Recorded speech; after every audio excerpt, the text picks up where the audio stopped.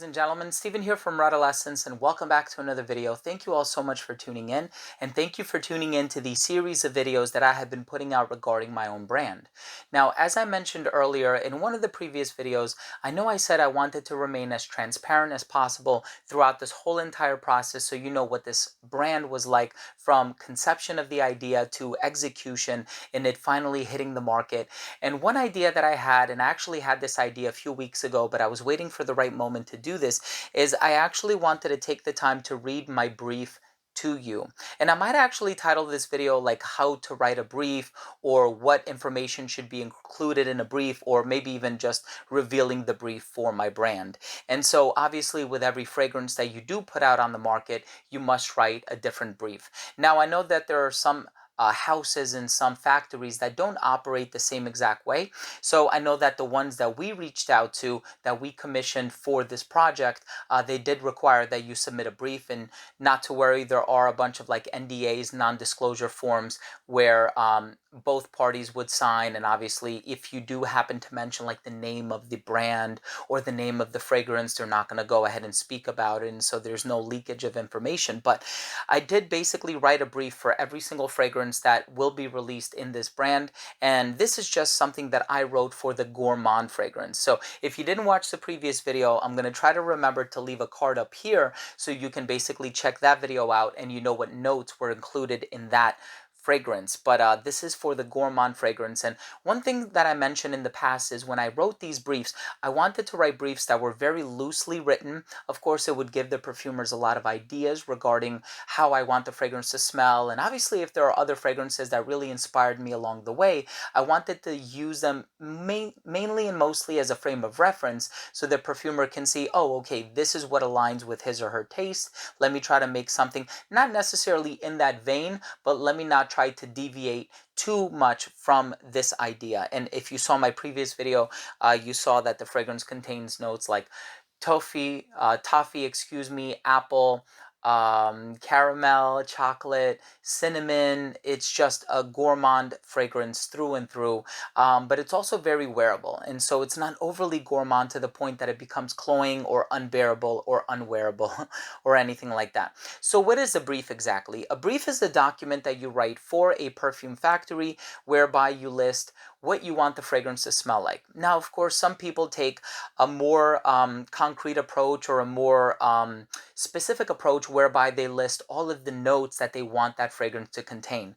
Now, of course, I'm not a perfumer myself, and so I don't know how certain notes or ingredients interact with others, and I don't know if some ingredients will necessarily gel with other ingredients. And so I didn't want to be so specific in listing these notes that, the perfumer felt very restricted by it. And so I did want to list ingredients that resonated with me, and I know that if I smell them, ingredients like coffee or almond or chocolate, I knew I was going to appreciate the smell of it.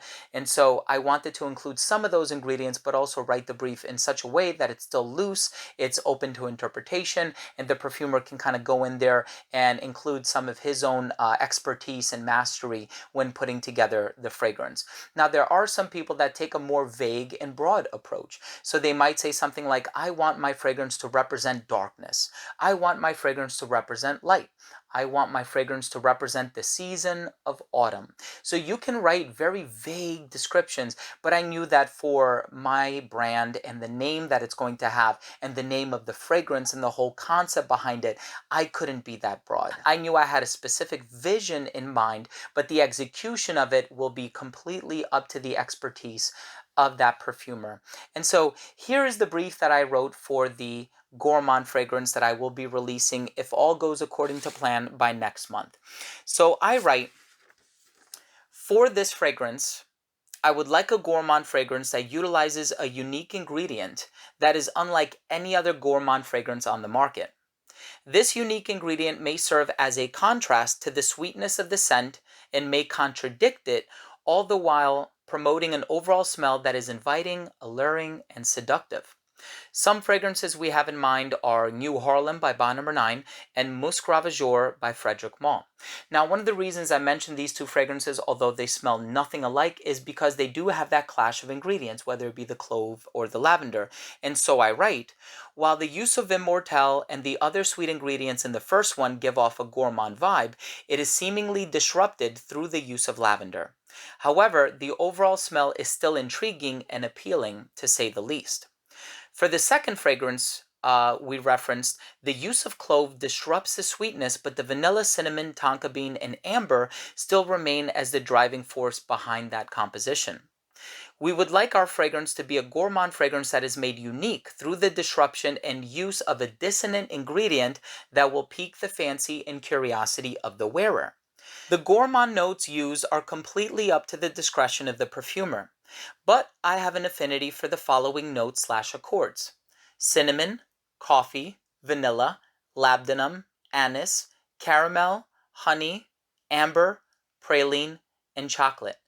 So as you can tell, the perfumer utilized that brief very well and actually included many of these ingredients. So you have the chocolate, you have the cinnamon, you have the caramel, and you also have a little bit of toffee and apple, which really makes the fragrance so interesting in my opinion. And so I'm really excited for you to smell that. And he also happened to include one of my favorite notes without me even having to mention it in the brief, and that is the note of almond. And so I'm so happy with the way that the fragrance smells.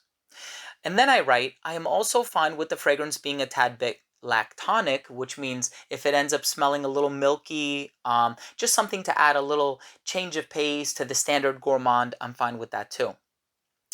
If the fragrance ends up being coffee dominant, some coffee based fragrances we love are Follow by Kerosene, Pure Coffee by Mugler, Valentino Uomo, and Intense Cafe by Montal. If the fragrance ends up being honey dominant, we love the following fragrances for reference: Back to Black by Kilian, Or du Soleil by Naomi Goodsir, and Chergui by Serge Luton. If the fragrance ends up being cinnamon heavy, please consider the following fragrances as a frame of reference: Chai by Baruti and Tea for Two by L'Artisan Parfumeur. So with all of these fragrances that I mentioned, obviously, I don't want it to smell explicitly like any of those fragrances. However, if the perfumer is having a hard time understanding, well, to what extent does he or she want me to utilize this note, it's always helpful if you mention other fragrances as a frame of reference. These factories even encourage that you mention other fragrances as a frame of reference, because you can end up saying, I want a fragrance that smells like coffee, but then do you want something that's a little bit more gourmand, like a hazelnut latte kind of a feel, or something that's a bit more organic, true to form, and something that is a bit more on the bitter side of things, especially when it comes to the note of rose? There are actually many different types of rose, many raw materials, many varieties, many methods of extraction for that ingredient as well. And then I write, I would like for this fragrance to smell of quote unquote niche quality, and so I would not like for it to smell reminiscent to any designer fragrance that is heavily mass marketed or mass manufactured. I also chose to stray away from being dead set on the use of one particular gourmand ingredient, since I would like for the perfumer to really express his or her own creativity and expertise through the creation and development of this composition.